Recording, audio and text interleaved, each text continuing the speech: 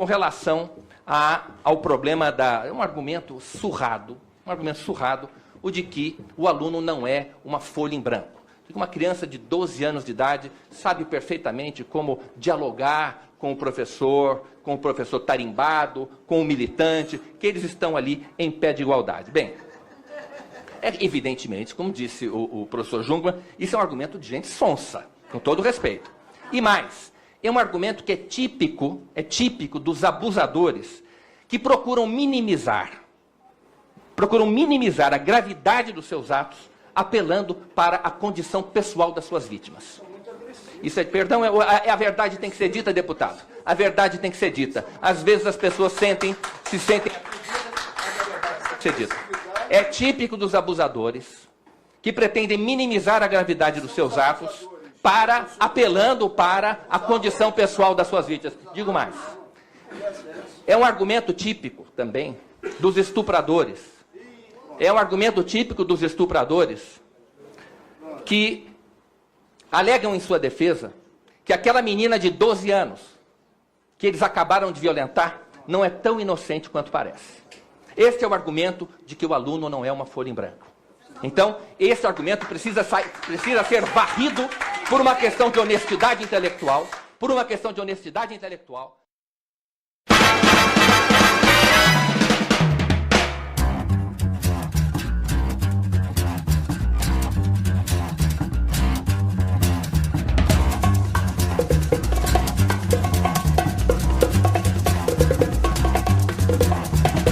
I think it's time to blow this scene. Get everybody in the stuff together. Okay, 3, 2, 1, let's jam.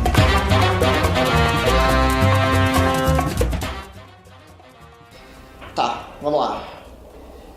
Podcast Professor de Escola Sem Partido, o podcast do cidadão de bem. O podcast que continua respondendo as grandes perguntas do mundo, do universo, como, por exemplo, cachorro-quente é um sanduíche? Tudo isso, muito mais, aqui, agora, nesse momento. Então, começamos o programa com uma fala, um depoimento, no mínimo de qualidade, no mínimo questionável, do senhor advogado Miguel Najib, criador do movimento Escola Sem Partido. A gente vai usar isso como nosso ponto de partida para a gente começar a segunda parte do nosso programa, sobre educação democrática. A primeira parte a gente discutiu sobre educação e o que seria uma boa educação, e agora a gente vai discutir sobre democracia, né? Ou qual o papel da democracia ou de certos valores democráticos dentro da educação. E aí, para começar isso, acho que a primeira pergunta que a gente precisa se fazer é do que a gente chama de democracia, né? O que a gente está definindo como essa palavra. E falar de democracia é uma parada importante porque quando a gente começa a discutir sobre democracia vem a questão, né? Qual é o limite do engajamento democrático, né? Quem pode falar dentro da democracia? Com quem a gente deve dialogar? Para esse debate leve e muito mais, a gente tem aqui à minha esquerda professor doutor Fernando Pena, da Faculdade de Formação de Professores da UERJ e da Universidade Federal Fluminense. Fernando. Olá, tudo bom? À minha direita temos... É só topograficamente, não é nada, não tem nenhum duplo sentido nisso. Não tem nenhum duplo sentido nisso. À minha direita nós temos professora formada pela Universidade Federal Fluminense em História, mestranda pela Faculdade de Formação de Professores da UERJ na linha de Ensino de História, Renata Aquino da Conceição Silva. Não, Renata Conceição da Conceição Aquino Renata. Silva. Renata. Renata. Bom dia, boa tarde, boa noite, amantes da educação democrática. É claro, assim, se vocês não tiverem visto Choque de Cultura, assistam. Provavelmente vai ser necessário aprender algumas referências ao longo desse programa, porque eu estou viciado naquilo. Yeah. E é difícil também comunicar usando as palavras, né, as frases. São muito impactantes. Tá certíssimo. Então a gente vem com a questão, né? A gente tá aí com esse ponto. Democracia. Numa democracia, esse tipo de coisa que a gente escutou no começo do programa, tem lugar? Ou pelo menos para a nossa definição de democracia? Eu acho que, tendo começado com essa fala, por que eu acho interessante? Porque o que você falou, né? A gente tem que saber os limites, então, da democracia. Essa fala, para mim, é uma fala que ela é antidemocrática. Por que ela é antidemocrática? Porque o outro, no caso, os professores, eles são colocados como inimigos, como algo vil, né? Então, eu já venho falando isso, eu acho que tentar relacionar o professor com o estuprador, eu acho que argumentativamente não tem fundamento nenhum. Ele só diz que o professor, quando argumenta que seu aluno é uma folha em branco, ele está agindo da mesma maneira que um estuprador tenta justificar o estupro de uma menina de 12 anos. Isso, em termos argumentativos, é muito frágil. Mas eu acho que a intenção aqui ela é retórica, é de aproximar a figura do professor de um estuprador.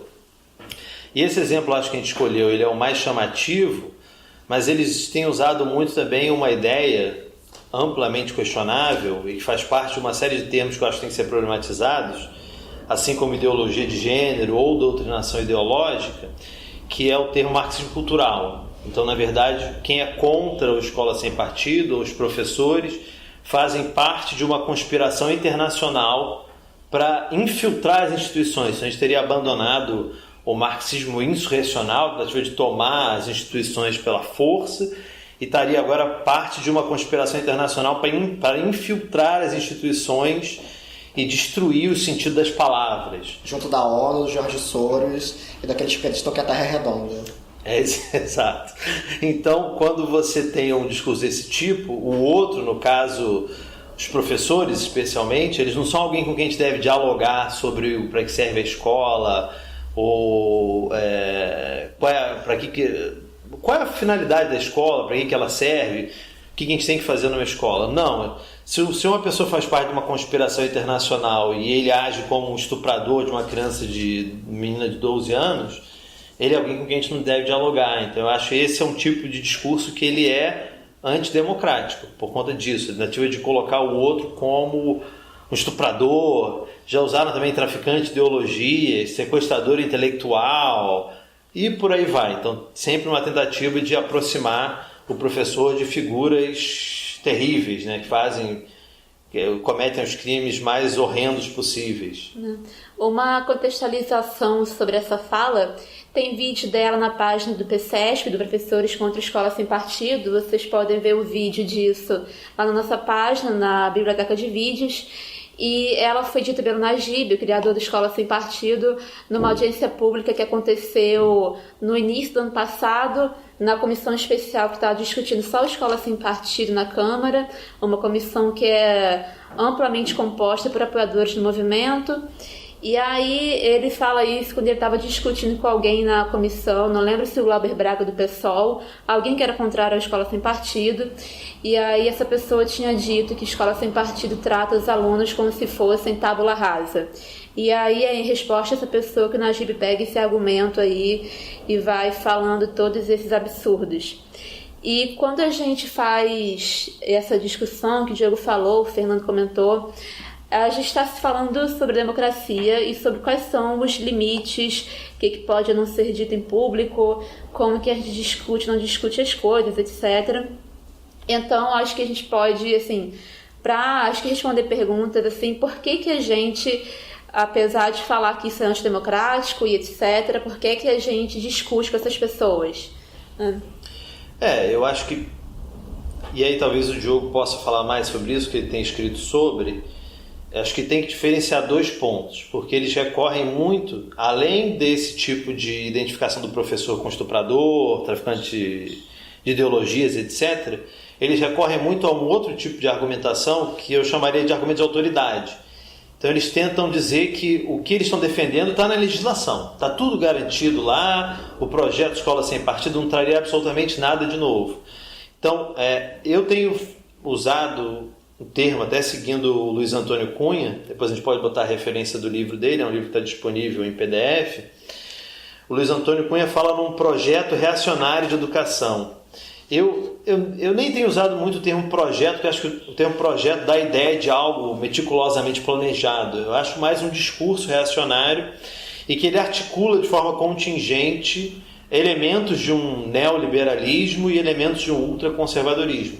Além desse discurso tipicamente de ódio do do discurso conservador, ultraconservador, a gente tem também o argumento que estava mencionando, que era um argumento de autoridade que tenta negar a necessidade de se discutir. Então é um caráter bem antipolítico, né? Uma tentativa de dizer, não, a gente tem que discutir isso aqui porque isso aqui está na legislação.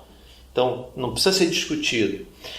Mas por que eu estou falando disso tudo? Porque eu acho que esse aspecto ultraconservador que incorre nesse discurso de ódio, ele coloca a gente com a questão que a Renata fez agora.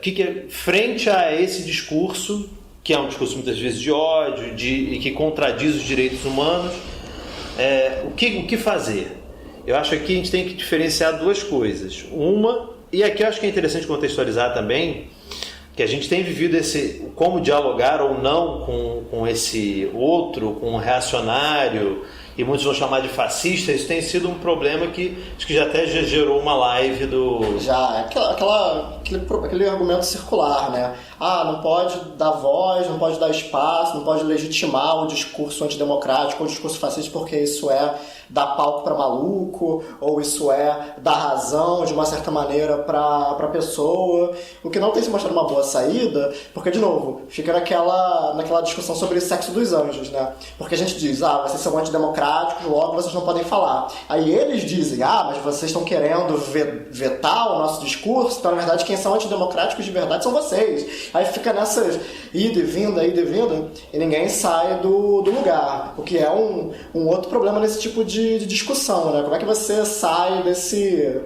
Como é que você sai desse problema, né? E uma outra questão nisso, a nossa amiga Fernanda, que vai gravar um dia com a gente aqui, ela vive fugindo, mas ela vai estar aqui em algum podcast futuro. Uma coisa que a gente sempre comenta quando a gente conversa é que, por exemplo, há pouco tempo atrás rolou aquela treta da Márcia Tiburi, que não quis conversar, não quis discutir com o Kataguiri naquele programa e tal. E aí foi aplaudida por 1000 pessoas falando que está certo, não se discute com fascista. Não lembro se ela mesma disse isso, mas eu vi vários apoiadores dizendo que ela estava certa por não legitimar a posição, não legitimar a fala de um fascista, né? Quando você discute com ele, você legitima a fala dele, enfim, e isso deixa de lado o caráter fascista dele. Qual que é, para mim, uma das coisas mais incômodas, para nós, né? Uma das coisas mais incômodas nesse tipo de posicionamento? Está se colocando numa posição muito arrogante de que quando ela falaria com o Kataguiri, ela estaria legitimando aquela posição. Quando pra gente, só o fato de ele ter sido chamado ali a algum programa, sem falar dos outros 1000 lugares que ele é chamado para falar publicamente, a posição dele já foi legitimada de certa forma por ele ter se tornado uma pessoa que fala publicamente, cuja opinião é ouvida, divulgada, pedida. Então, enfim, acho que muitas vezes as pessoas acabam dando importância demais para a sua participação e não pensam quanto deveriam sobre... Dá importância demais para a sua parte no assunto, né? Para a parte que ela tomaria naquilo, ao invés de pensar que esses oponentes já foram legitimados por outras pessoas que os ouvem. Então, enfim... eu acho, mas nesse caso específico, acho que tem que ficar claro aqui que ninguém está questionando a atitude que ela tomou, porque eu acho que tem uma questão prévia nesse caso, que ela foi chamada para um debate e não avisaram que ela teria um interlocutor e quem seria. Então, frente ali àquela surpresa, ela agiu ela optou por sair. Optou não, ela saiu, foi a maneira como ela reagiu ali na hora. Então, eu acho que a saída dela se justifica por ela não ter sido avisada, mas eu acho que o que a gente pode se perguntar disso, não tanto pelo que aconteceu, quanto mais pela reação das pessoas, é se realmente a gente deve dialogar ou não com pessoas que têm posições absolutamente, verticalmente diferentes das nossas. Como, por exemplo, o vizinho que faz mudança no meio da tarde, né? A gente tem que discutir com essa galera para ver, né, qual é o melhor horário para a gente poder gravar no silêncio, né? Mas aí é outra história. Acho que a gente tomou, nós como Movimento Educação Democrática já tomamos uma decisão com relação a isso, quando a gente colocou como nosso terceiro princípio, está redigido assim, abre aspas, a participação em todos os debates públicos através de uma abordagem democrática e argumentativa dos conflitos, rechaçando o discurso de intolerância aos direitos humanos. Então aqui é para tentar entender um pouco por que nós fizemos essa opção. Eu tenho ido nós temos ido, né, não só eu, em debate com figuras como essa que você acabou de ouvir aí, o próprio Miguel Najib, Braulio Porto de Matos, outros defensores de escola sem partido. Então, acho que qual é a justificativa? E aqui a gente tem que falar um pouco sobre o que a gente entende por democracia, né? Eu acho que a gente tem que separar o discurso reacionário, e esse tem que ser combatido, realmente tem que ser combatido em todos os espaços, argumentativamente, nesse embate político. E outra coisa são as pessoas que se identificam com esse discurso. Porque eu acho que o equívoco aqui, o principal, está em negar, não, essa pessoa ela defende escola sem partido, nossa, não tem que nem falar com ela, não deve se falar com ela. Eu acho que não, porque bem ou mal o discurso reacionário do escola sem partido, ele às vezes dá algumas respostas para essas pessoas. Por exemplo, tem gente que acredita que tem na expectativa de que a escola vai dar um futuro melhor para seus filhos. E quando isso não acontece, ela precisa entender de alguma maneira o que está acontecendo, porque a escola não está cumprindo essa promessa. Então, o escola sem partido, bem ou mal, o discurso reacionário do escola sem partido, ele coloca a pessoa uma explicação. Eu não sei o que está acontecendo. Vem alguém e me fala, olha, está acontecendo que os professores não querem ensinar. Eles não ensinam de propósito, porque eles preferem fazer a cabeça dos alunos. Então, isso para uma pessoa que não conhece a dinâmica da escola, ele pode virar e falar, então é isso. Meu filho não tem acesso a uma boa escola porque os professores não estão ensinando de propósito. Então, acho que a gente tem uma tarefa de dialogar, sim, com as pessoas que se identificam com esse discurso, para desconstruir ele, perguntar, será que realmente o problema da escola é que os professores não querem ensinar? E toda uma outra série de problemas, infraestrutura, violência nas escolas, o Rio de Janeiro está fechado. Rio de Janeiro, mas eu acho que o Brasil de uma maneira geral está vivendo um movimento de turmas sendo fechadas, então as turmas permanecem cada vez mais cheias, professores com menos horários fragmentados em várias escolas, avaliações externas de grande porte para mensurar a educação, responsabilizar o professor. Então, acho que a gente precisa discutir com essas pessoas e para que elas entendam. Será que esse é o verdadeiro problema da educação? Professores que não querem ensinar? Acho que, correndo o risco de eu ser acusado de vampiro gramsciano também, se tem um conceito que ajuda a gente a entender como que a gente precisa realmente cair de cabeça nas discussões, e se é para combater o fascismo, se é para combater o discurso antidemocrático, então não combater com silêncio, mas combater com argumentos, né? Não deixar... Quando a gente deixa de dialogar, não é que a gente não está dando palco para maluco, a gente está entregando palco assim, de mão beijada só para o maluco monopolizar esse cenário. Né? O palco já está ali, né? O palco já tá pronto, que é o conceito de hegemonia, né? Que... Quando a gente pega, por exemplo, em um dos livros que a gente tem lido bastante para discutir esse conceito, é o Hegemonia e Estratégia Socialista, do Ernesto Laclau e da Chantal Mouffe. E a gente vai falar mais da Chantal Mouffe daqui a pouco, mas o legal, quando eles pegam esse conceito de hegemonia que vem lá do Gramsci, eles estabelecem o seguinte, olha, nenhum debate está plenamente encerrado. Nenhuma discussão está plenamente dada. Eu acho que esse é um problema grande que a gente no campo progressista acaba enfrentando quando a gente parte do pressuposto de que a gente não precisa explicar por que direitos humanos, para que direitos humanos servem ou por que é importante ter direitos humanos.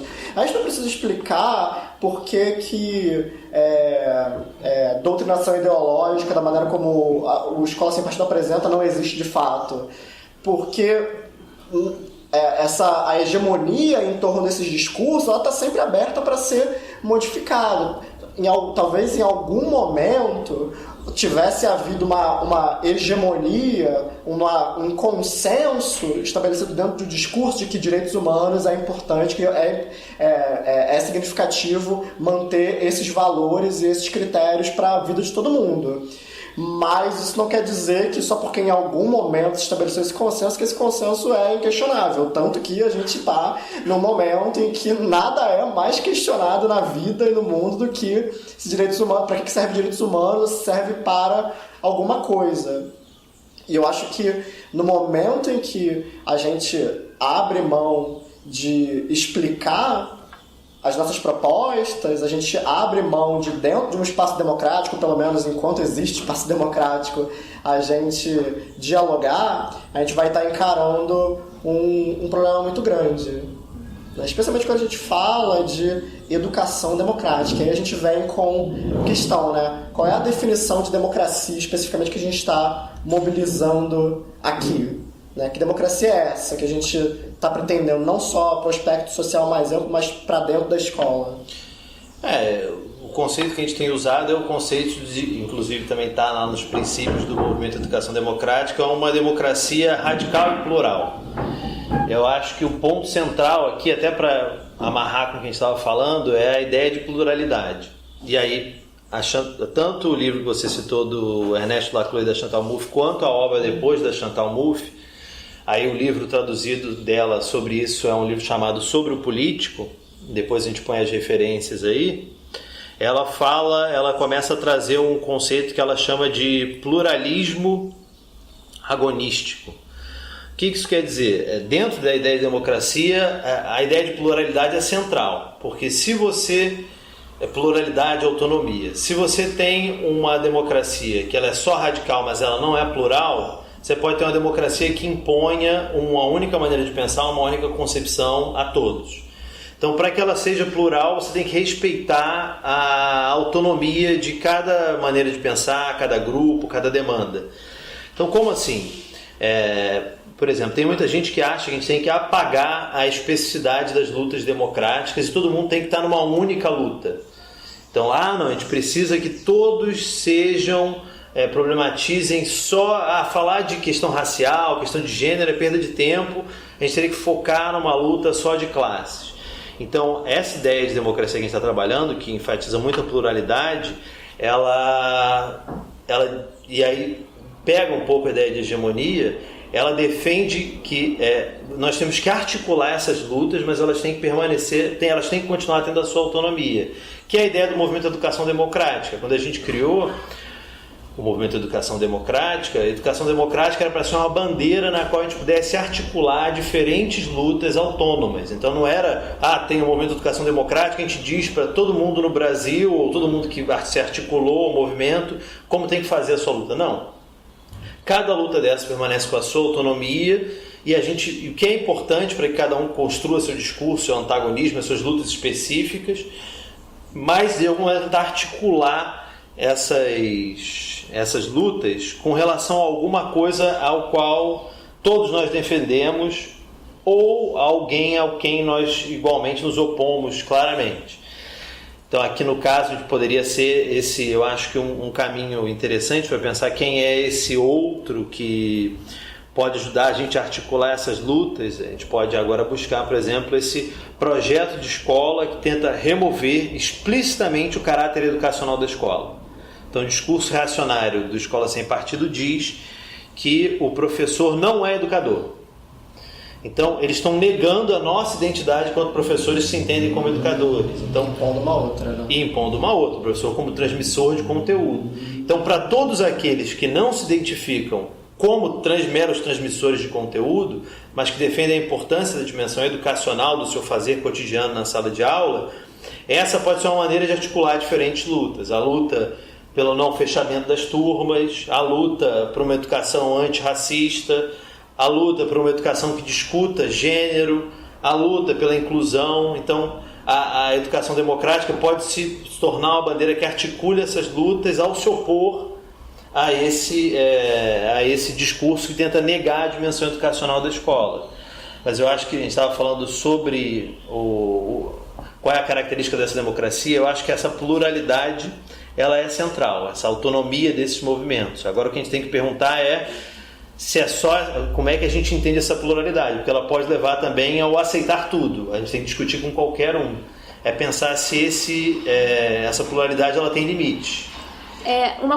Algumas coisas que eu acho interessantes para a gente conseguir organizar as coisas, essa noção de democracia que a gente usa, que o Diogo citou, da Chantal Mouffe, do Ernesto Laclau, que está no livro Hegemonia e Estratégia Socialista. Acho que uma ideia fundamental que esses autores seguem é o seguinte: tem um autor que eles citam, Claude Lefort, que ele fala que com a invenção democrática, depois a gente coloca isso nas referências, com a invenção democrática aconteceu como se fosse uma abertura do futuro e uma abertura da sociedade.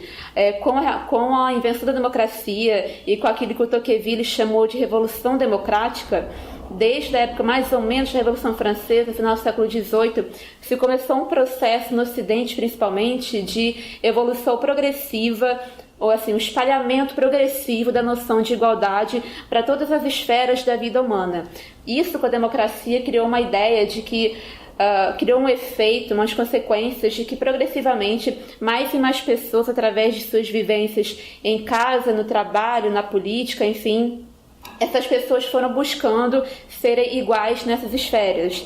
E aí esses autores, a Chantal Mouffe, o Laclau, pegando essa ideia de uma sociedade que a partir do momento que vai se construindo como democrática e que aos poucos vai buscando ser mais igualitária em relações do trabalho, na política, enfim, e daí progressivamente até o que a gente tem hoje, noção de raça, de gênero, enfim, sexualidade. Então é uma sociedade que ela está aberta para se questionar o tempo todo e para se reinventar o tempo todo. Então a gente está trabalhando aqui fundamentalmente com uma ideia de abertura e de indeterminação. A gente está sempre aberto para daqui a alguns anos nós sermos, se a deusa quiser, mais igualitários, com uma educação de melhor qualidade, ou como também pode acontecer, tendo em vista esse cenário horroroso que a gente está vivendo agora, uma sociedade mais desigual, com mais problemas. Então, enfim, a ideia aqui é o campo da política, o campo da democracia, ele é indeterminado. A gente não consegue, por mais que a gente consiga fixar, definir sentido do que é, por exemplo, se algumas pessoas conseguiram definir o sentido do que era educação democrática em 1988, isso está sendo questionado hoje em dia e nós precisamos permanecer, continuar na luta, incentivar a luta para redefinir democracia hoje, que isso faz parte da luta constante. Acho que a ideia principal é essa, é por isso que a gente está usando o conceito de hegemonia. A Mouffe e o Laclau, quando trazem esse conceito, eles fazem todo um histórico do pensamento marxista e eles estão sempre falando que como é que aparece o conceito de hegemonia? Ele aparece para se pensar justamente essa coisa indeterminada, a coisa que a gente não consegue definir claramente na teoria, tem que misturar teoria e prática, então, enfim, o que está falando aqui de hegemonia é essa luta política constante para definir os sentidos de igualdade de gênero, igualdade racial, igualdade sexual. Então, quando a gente quer lutar por uma educação democrática, a gente está fazendo uma luta hegemônica para definir hoje em dia o que é democracia, para a gente conseguir, por exemplo, que se possa falar de gênero na escola, porque por causa dessa revolução democrática, essa revolução igualitária que o Tocqueville fala, nós mulheres fomos percebendo ao longo do tempo que nós não tínhamos igualdade no campo no espaço da casa, no espaço do trabalho. Então, uma das consequências dessa abertura democrática, dessa abertura do social, é que nós nos reinventamos como sociedade e hoje em dia a gente não aceita uma sociedade onde as mulheres não sejam iguais aos homens. Então, enfim, desculpa a palestrinha. Mas sou forçado a concordar com palestrinha. Dá certeza aqui. Então, enfim, gente, a ideia que a gente está querendo falar aqui é essa. Nós somos uma sociedade democrática, ou que se quer democrática, ou que algumas pessoas querem democrática, né? Enfim, de né? preferência, seria bom, né? Seria bom. Então, a gente tem que ter noção de que a gente vive uma luta constante para definir esses sentidos. E para definir esses sentidos de ser uma sociedade saudável e, enfim, plural, de fato, é que a gente defende essa democracia radical e plural e que aqui entre nós, por causa dos nossos debates internos, para a gente é muito importante reconhecer que para a gente conseguir uma democracia, uma educação democrática que a gente deseja, todo mundo tem que ter espaço de fala, né?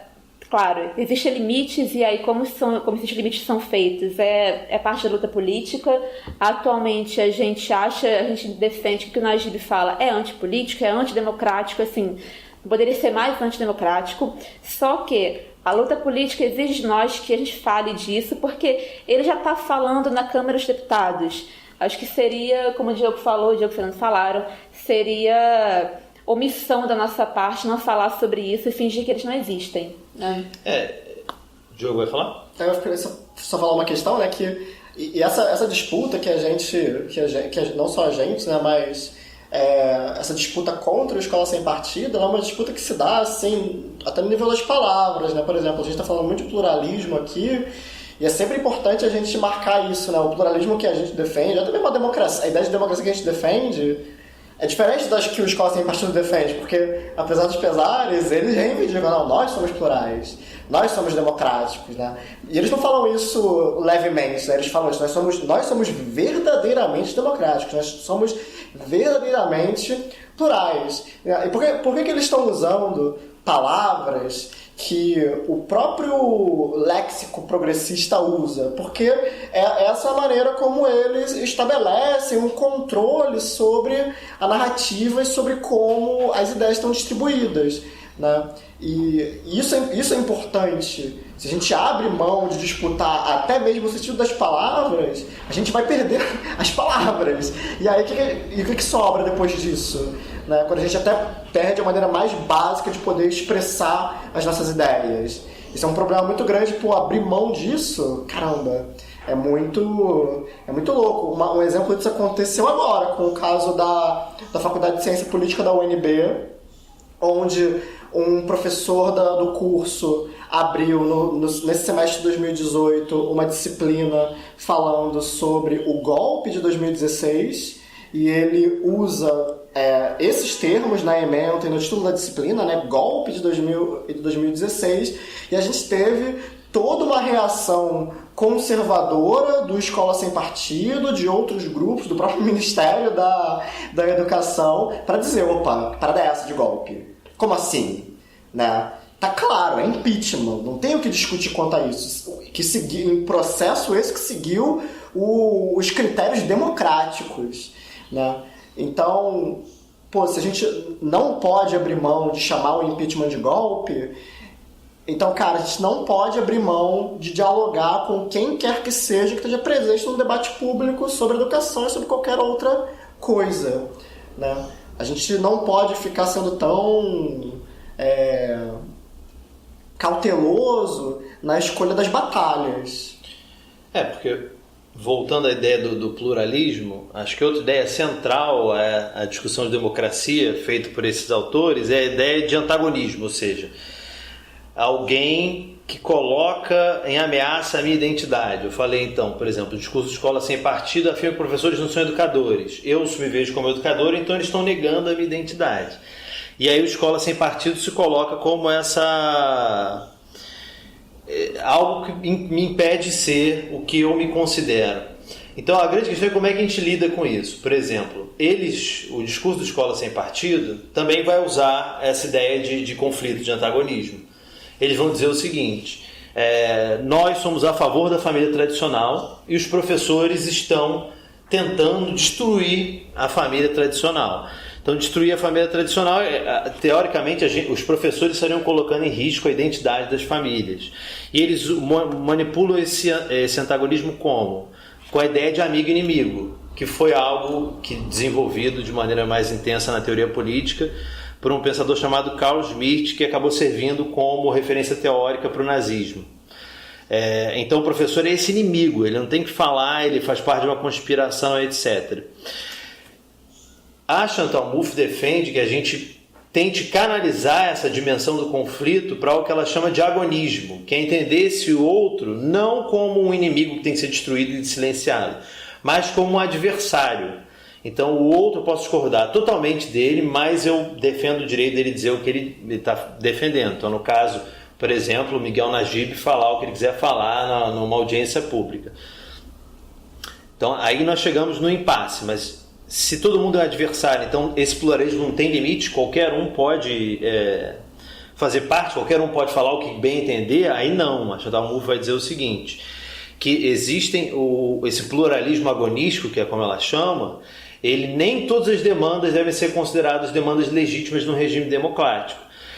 Só que diferente de uma exclusão de demandas, de discursos que se dá pelo caminho da moral, o caminho da moral é o seguinte: não, isso é bom, isso é mal, então o professor é mau, vamos excluir o professor. Ela diz que essa exclusão tem que ser política, ou seja, ela tem que ser construída politicamente.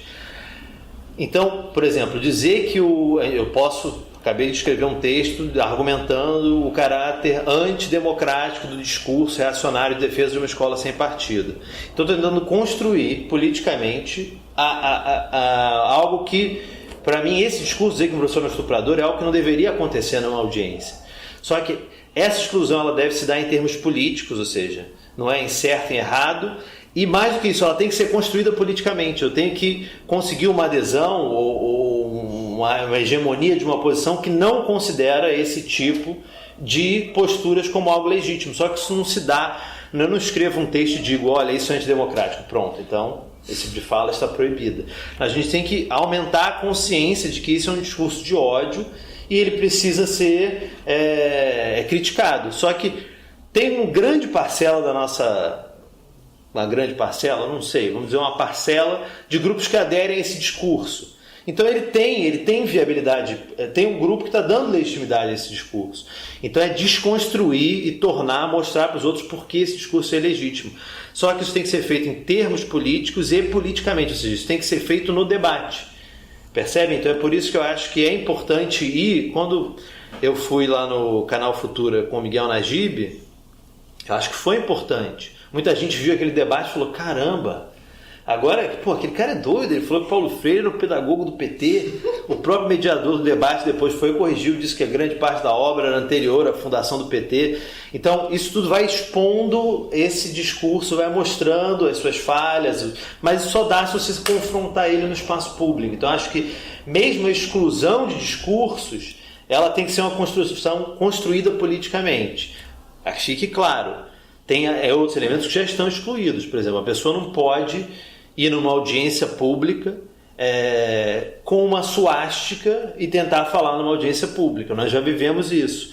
Então, naquele momento, numa audiência pública que aconteceu em dezembro de 2015, numa audiência sobre escola... Há 37 anos atrás. Numa das primeiras audiências sobre escola sem partido que aconteceu no município do Rio, um homem foi vestido de Adolf Hitler. Só não estava com a suástica, mas tinha o bigodinho, o cabelo. Estava com a cruz de ferro. Isso, estava com a cruz de ferro, estava com tudo caracterização nazista, menos a suástica.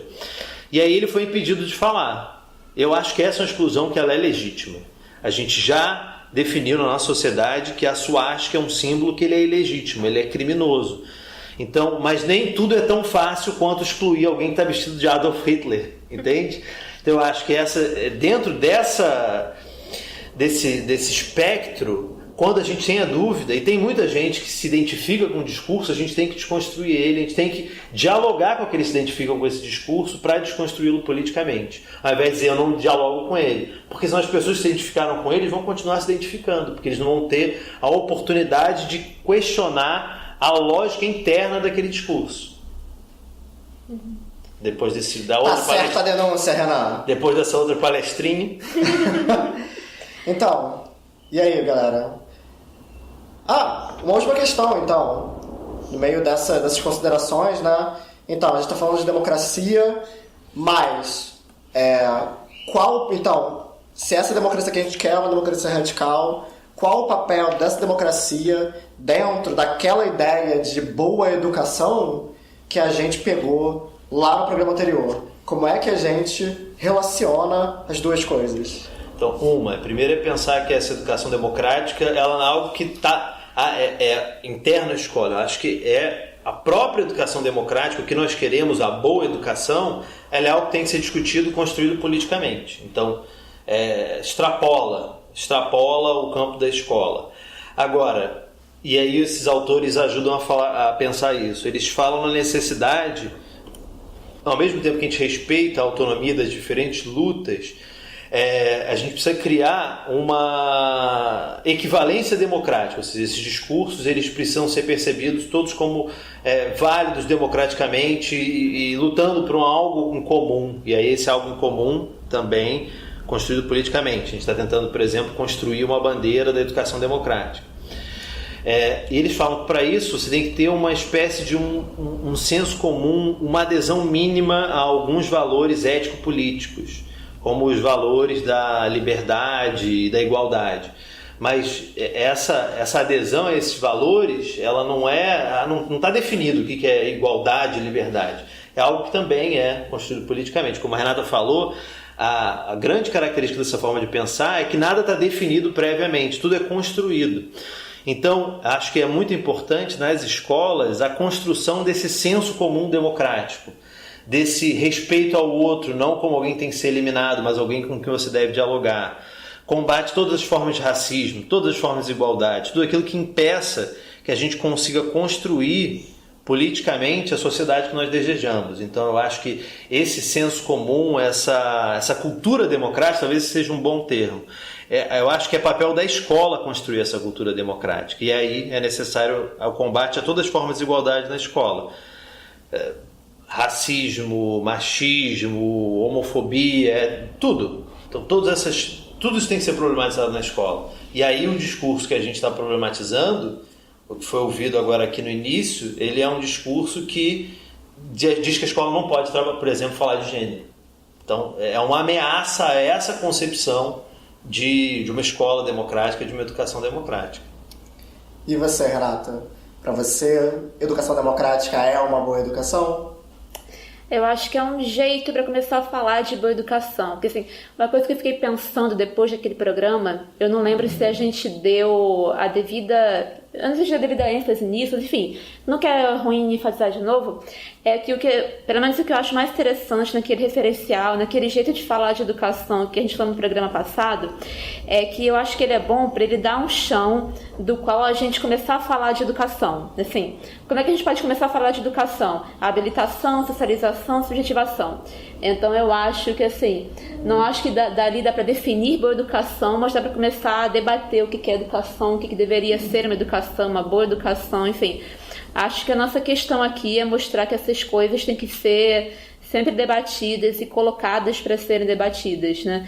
A gente está aqui, a gente passa esse programa falando bastante de coisas que, como o Diego falou, muitas vezes os nossos adversários políticos também defendem, só que aí eu acho interessante a gente buscar ler tudo que for possível sobre o conservadorismo da escola sem partido, o conservadorismo da ideologia de gênero, entre mil aspas aí, porque qual que é a nossa questão, né?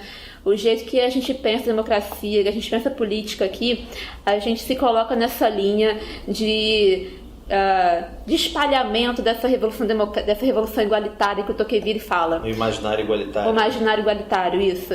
E o que a gente vai ver nos discursos reacionários, conservadores e tal, é que eles são pautados justamente na defesa de uma... E aí tem várias facetas, mas enfim, o Diogo sabe melhor isso. Essas pessoas em vários momentos defendem, falam que é natural algum tipo de desigualdade ou diferença. Então, enfim... Acho que, assim, o mais importante para ficar desse programa, se eu fosse indicar, seria o imaginário igualitário, o debate aberto sobre educação e o entendimento da sociedade como algo aberto a ser refeito, a ser transformado, enfim, em um futuro indeterminado para o bem, né, pelo menos para o nosso bem, ou para o mal, não no sentido moral, no sentido político, tá? Uma pergunta muito boa que foi feita para mim esse ano num debate em Jataí. Eu estava falando justamente fazendo essa defesa de uma educação democrática, problematiza todas as formas de desigualdade, etc, etc. E aí uma pessoa perguntou para mim, você acha que nós temos essa educação democrática? Eu falei, em alguns pontos sim, mas certamente isso ainda é algo que a gente está lutando para construir. Eu acho que tem professores fazendo coisas muito bacanas, tem professores que já conseguem construir práticas importantíssimas, transformadoras nas suas salas, mas de uma maneira geral a gente tem que avançar muito, por exemplo, na implementação da Lei 10.639, 11.645, que torna obrigatório o ensino de história e cultura afro-brasileira e indígena. Já avançamos, temos que avançar mais. Então não se trata, a gente está defendendo a escola que existe. Não, a gente está defendendo as práticas interessantes que existem, mas a gente tem que construir ainda muita coisa. Sempre a escola que poderia ser, né? A escola que a gente vai lutar para que seja, né? Acho que o que a gente defende é uma abertura de espaço em oposição ao fechamento que a escola sem partido busca ao querer definir o que é privado, o que é público, o que é do âmbito da família, o que é do âmbito do burocrata. Então, enfim, a gente está buscando aqui a abertura, enquanto ao nosso ver eles estão sempre buscando esse fechamento. Então, acho que a lição de moral do programa de hoje Educação democrática, tudinho, escola sem partido nadinha. Acho que é isso, gente. A gente conseguiu, fechamos. Então, galera, é isso. Estamos bem. Estamos bem. Até o próximo programa. Até o próximo programa, pessoal. Beijos, abraços. Lembre-se, podcast Professor de Conto Escola Sem Partido no YouTube, podcast Professor de Conto Escola Sem Partido no SoundCloud do Sobre História Podcast. Esse programa é uma parceria Movimento Educação Democrática, Professor de Conto Escola Sem Partido, Sobre História Podcast, Ancine Petrobras. Não é Ancine Petrobras, mas se quiser, quem sabe, hein? Então é isso, galera. Beijos, abraços, até a próxima.